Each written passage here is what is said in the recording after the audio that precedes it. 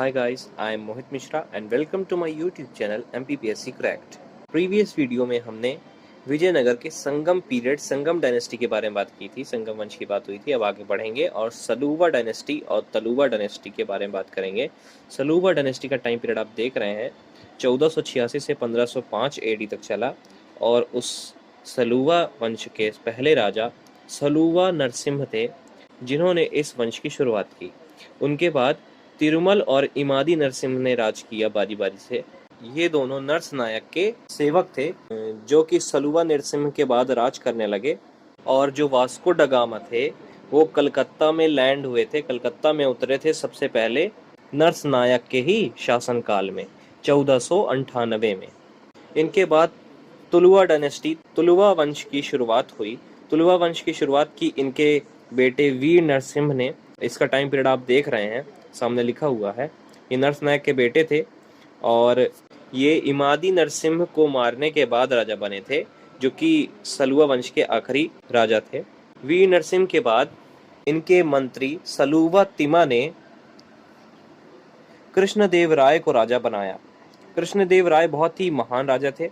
उन्होंने अलबुकरक के साथ बहुत ही फ्रेंडली रिलेशन बनाए थे और उन्होंने पुर्तगाल के जो गवर्नर थे अलबुकरक, उनके एक राजदूत फ्रायर लुइस को अपने विजयनगर में ही रखा था और उन्होंने गजपति साम्राज्य जो कि उड़ीसा में था उसे भी जीत लिया, जिसके बाद विजयनगर साम्राज्य बहुत बड़ा हो गया और बहुत ही स्ट्रांग हो गया।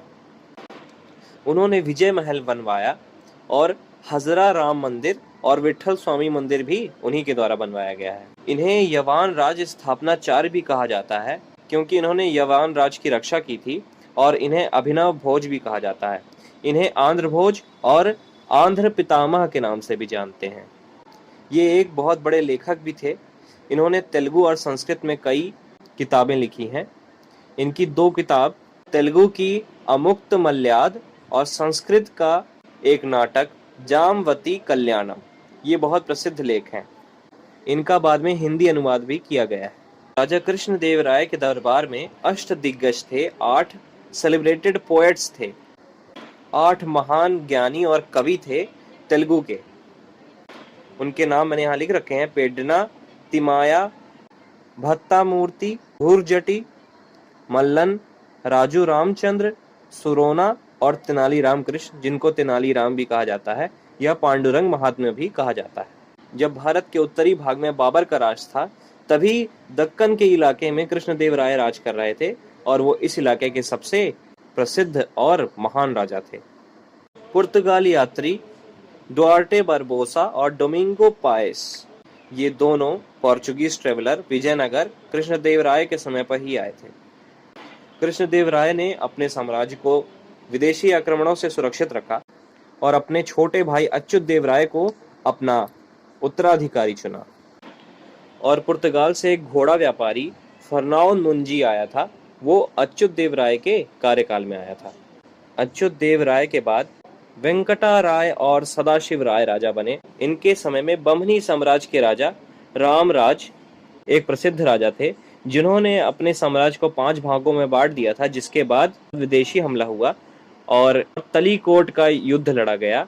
इसे राक्षस तांगड़ी का युद्ध भी कहा जाता है, जो कि 23 जनवरी 1565 में लड़ा गया था और इसमें राम राजा मारे गए थे और वहां पर हुसैन निजाम शाह ने अपना साम्राज्य फैला लिया था। इसके बाद से विजयनगर सिटी भी कमजोर होने लगी और इस सिटी को बर्बाद कर दिया गया। सदाशिव राय के ही समय में एक पुर्तगाल से ट्रेवलर आया था, मुसाफिर आया था, उसका नाम था सीजर फ्रेडरिक। 1567 में आया था ये।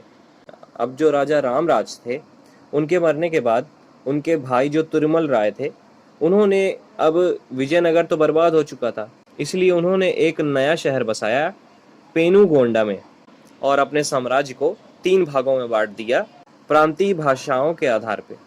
और इन्होंने अपनी ही अराविदु वंश की शुरुआत की थी और इनके बाद इनके उत्तराधिकारी इतने मजबूत नहीं थे, इतने महान राजा नहीं हुए, सो ये धीरे धीरे सिकुड़ता गया इनका साम्राज्य और 1646 में अराविदु वंश का भी अंत हो गया। सो फ्रेंड्स, आज हमने बात की विजयनगर एम्पायर की। अब हम नेक्स्ट वीडियो में ब्रह्मणी एम्पायर के बारे में बात करेंगे कि कौन राजा थे और उनके बाद मुगल साम्राज्य की बात होगी। सो गाइज आज के लिए बस इतना ही। जुड़े रहिए एमपीपीएससी क्रैक्ड से।